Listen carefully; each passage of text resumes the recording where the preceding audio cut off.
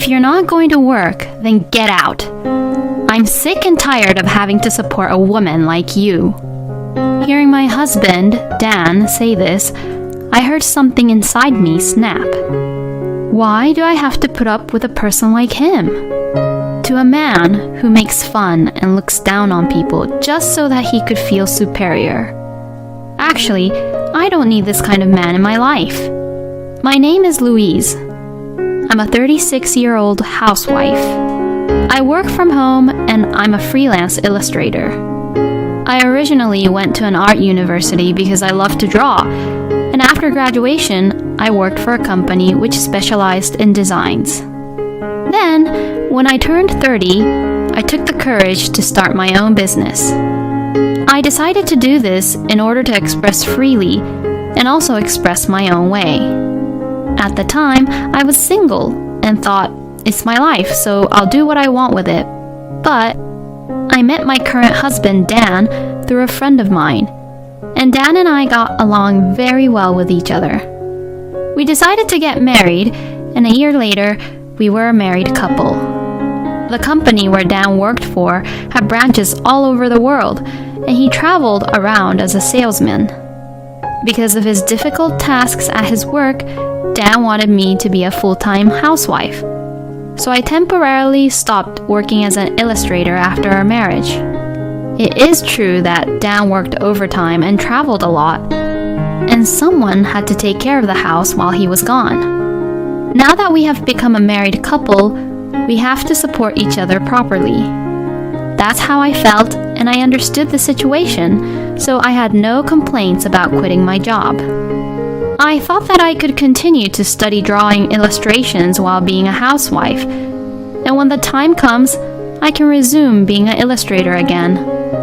I love my husband because I was able to think about this situation in a positive way, and I knew that he also loved me. We trusted each other like this and had no worries or complaints about anything. But then came a turning point to our marriage. Dan was officially assigned to a new sales office, and it was also decided that he was put in charge as the general manager for the new office. So, he got a promotion at work. This also meant that he wouldn't be transferred frequently, and we would need to settle down in the new city. We can finally live a settled life. We had always been moving to new places in less than a year because he got transferred frequently, and we were both getting tired of living in an unfamiliar place and moving around so much. But now, we could finally settle down and live in the city, and we were both happy. Until now, I have been too busy to think of anything else but supporting Dan. But from now on, that wouldn't be the case. I might even be able to work again. Unfortunately, though, it didn't work out that way. After the transfer, Dan was busy taking over and setting up the new branch office, and he had a very busy schedule at work. On top of that, a problem occurred. The rent fee at the new location was higher than we had expected. It wasn't impossible for us to live on Dan's salary alone, but we were barely making ends meet. And Dan's company didn't provide any rent allowance as one of the benefits, so we had to pay out of our own savings. If I think about the future, I wanted to make savings. But if it's like this, I won't be even able to make any savings because most of Dan's salary would end up being used for just our living expenses. I thought about using our savings to make ends meet in case of emergency, but it seems like I can't even do that. I asked Dan if I could work, keeping in mind that I'd make sure to do the house chores properly. But he looked at me with a difficult expression on his face. What came out of his mouth was, "I'll give you permission, but you have to make sure to take care of the house." Although I felt a little weird and uncomfortable with the way he said this, I had supported Dan as a housewife all this time. I was also sure that Dan must have been anxious about the change in lifestyle with a new environment. That's what I thought to myself and decided not to worry about it. I could finally work doing what I love. I was so happy to be working again after after several years. However, Dan gradually began to be strange towards me. "Hey, what is this dish?" "What do you mean? It's just pork chops with simmered vegetables and mashed potatoes." "What a rubbish. You're always at home, but how dare you slack off with your cooking?" Dan began to criticize me with the meals I made. He never used to say such things before. "I won't be able to get any energy from eating crappy food like this." "That's not true.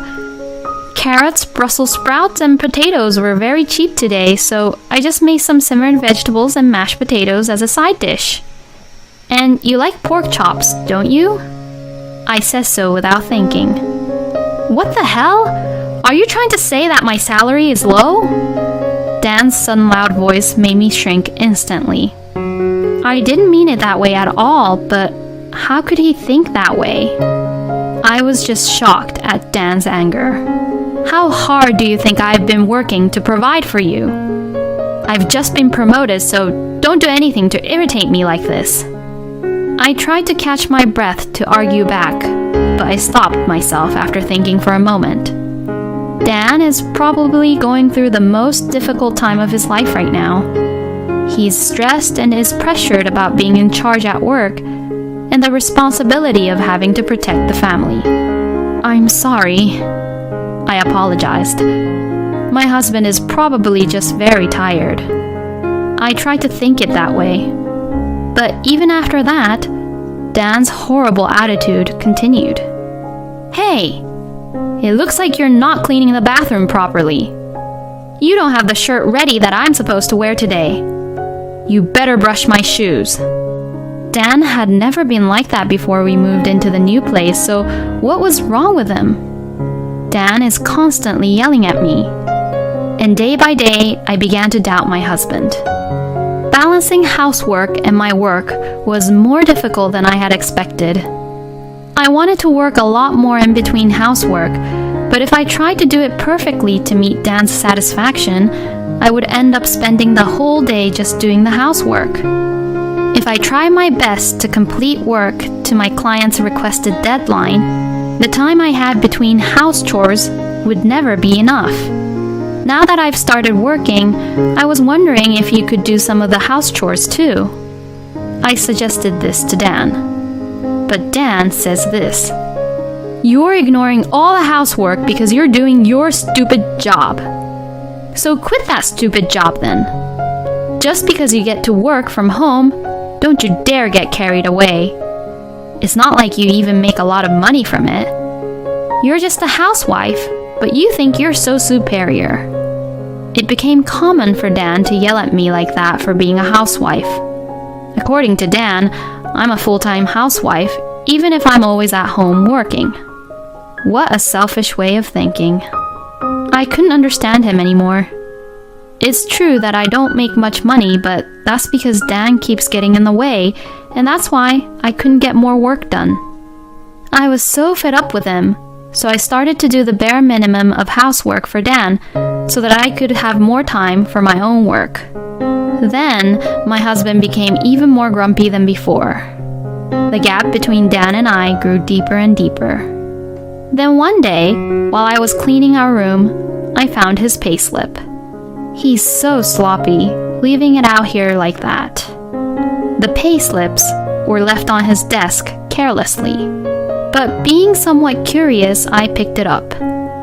I knew about Dan's salary, of course, but I had never seen his payslips before. Being curious, I looked at the payslip and was shocked. When I checked his salary amount on the payslip, it was only about half of what I had been told. What's going on? I had been receiving monthly living expenses and rent from Dan, and the remainder was being used for his own personal use. Seeing his payslip, it's not enough. So where on earth does Dan get the missing money from? How is it possible that his salary could be so low when he had been promoted in the first place? From when was it? I looked for other payslips, but couldn't find any other payslips before his promotion. To be honest, I had no idea what was going on, and it was only then that I finally confirmed to myself about the doubts I had towards Dan. We couldn't possibly live off only with his salary written on the payslip, and I wondered what Dan was thinking about. As his wife, why would he keep such an important matter from me? Why didn't he tell me that his salary had gone down? As I was gathering the payslips to question Dan about it, the phone rang. It was from my uncle, Phil, who came from Dan's family. I didn't really know him very well, having only seen him a few times. "Oh, Phil, it's been a while. What's wrong?" "Yes, it's been a while.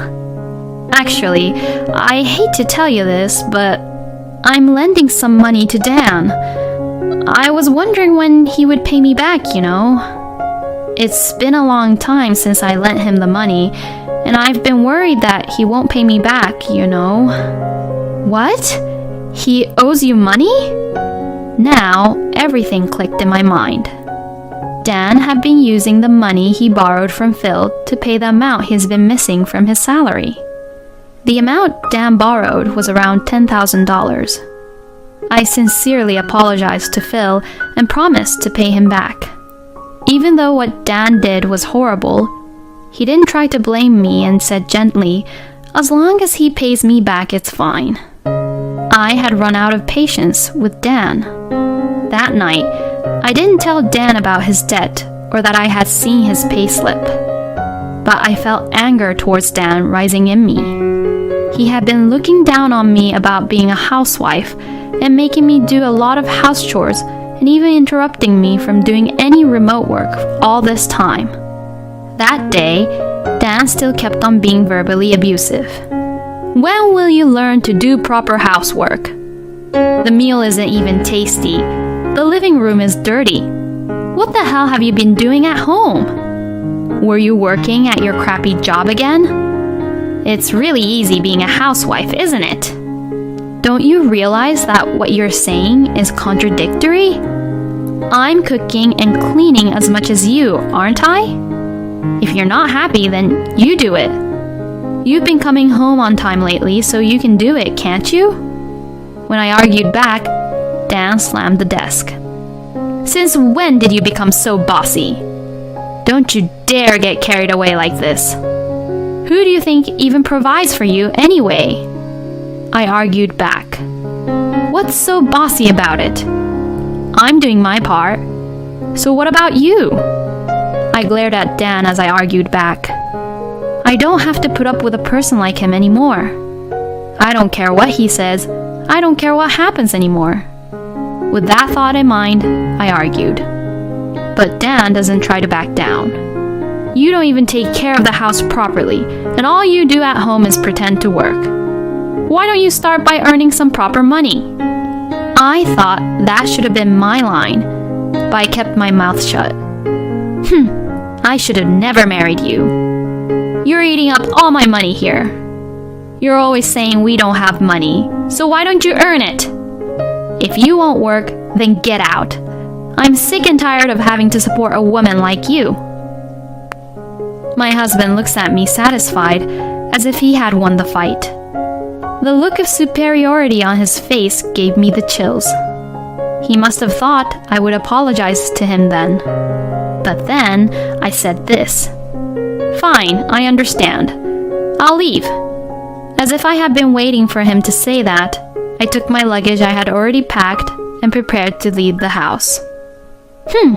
You can't do anything on your own anyway. What makes you think that?" I looked at Dan coldly. "And by the way, I'll leave this here too. I've already filled out my section." I slammed the divorce papers I had gotten from the city office during the day onto the table. I guess he didn't expect me to leave with the divorce papers behind. My husband was speechless and looked shocked. "Well, that's that. So fill them out and submit them ASAP, okay?" After saying this, I left the house and headed for my parents' house. I had already told my parents about this, and they welcomed me with open arms. The fact that Dan's attitude suddenly changed. The fact that the amount of the payslip was much lower than I had been told. and the fact that Dan was in debt. When my parents heard this story, they urged me to divorce a person like Dan immediately. Of course, I intended to do so. But would Dan even sign the divorce papers for me? My father told me that if Dan won't agree with the divorce, he would refer me to a lawyer. I thanked him for his reassuring words and hoped for a divorce settlement as soon as possible. And about a week after I left home, Dan came over to visit me at my parents' house. "Did you sign the divorce papers?" "I'm sorry, I'm only asking if you signed them or not. Please, don't divorce me," Dan pleaded at the front door. I was a little perplexed by the complete change in his attitude, which I didn't really expect coming from an arrogant person. My parents looked at Dan suspiciously, but I decided that we should talk about it anyway, so I brought him into the house. Actually, I wasn't even promoted at work. Dan's promotion was a complete lie. In fact, he was transferred to a branch office because of demotion, which was why his salary got low. It seems that Dan had always been the type of person who couldn't do his job very well. I had noticed that he was somewhat inept at his work, but I had never imagined that he would be transferred to a new position because of a demotion.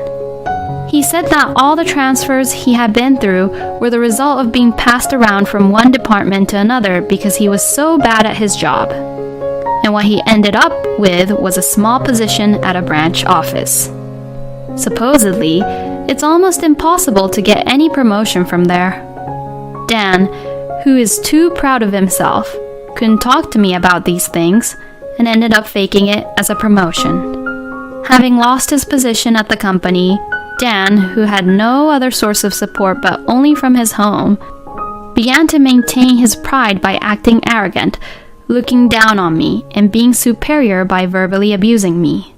I thought that I was a great husband just because I got to support you as my housewife.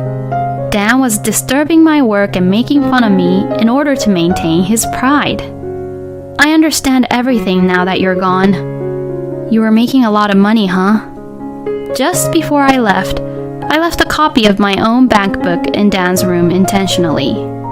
The monthly deposit was less than Dan's salary, but still enough to help us make ends meet. I finally realized that I need you. I can't pay the rent by myself, and I think that if you and I work together again, we can make it work. So let's start over again. I want to be with you. I won't ever make you feel like that again. Dan had tears in his eyes, but I had no feelings for him anymore. If you can't afford the rent, why don't you just move out? There are cheaper rooms to rent for one person. And what about your debt? Don't you have to pay Phil back? I said, and my husband looked confused and asked, "How do you know that?" Even after all this time, he was still hiding the debt from me and trying to start over. He really is a helpless person. I know you were getting by with the money you borrowed from Phil because of your low salary. But if you really wanted to start over with me, don't you think that I had the right to know about your debt? I said that to Dan, and my father also joined in. You're being too dishonest, Dan. I can't trust my daughter to you anymore. The same goes for your debt. What were you trying to do without telling Louise about it? Hearing this, Dan remained silent. So I continued. If you don't agree to the divorce, I'm going to lawyer up.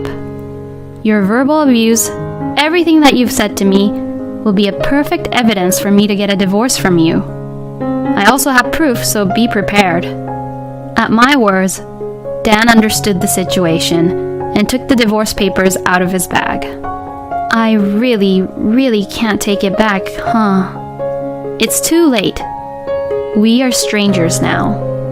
I received the divorce papers from Dan. We didn't have much common property, and we always split our savings. We also moved out of the room we were living in, and it seems like Dan resigned from his job.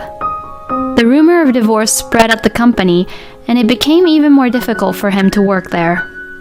Dan has been steadily paying off his debt to Phil while working a part-time job. After the divorce, Dan contacted me several times. I still want to start over with you. Since we divorced, nothing is going well at all.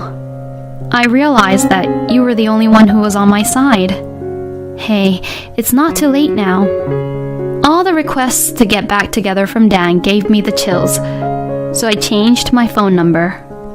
If Dan had put aside his pride and everything else and told me the truth at that time, we might have tried to start over together.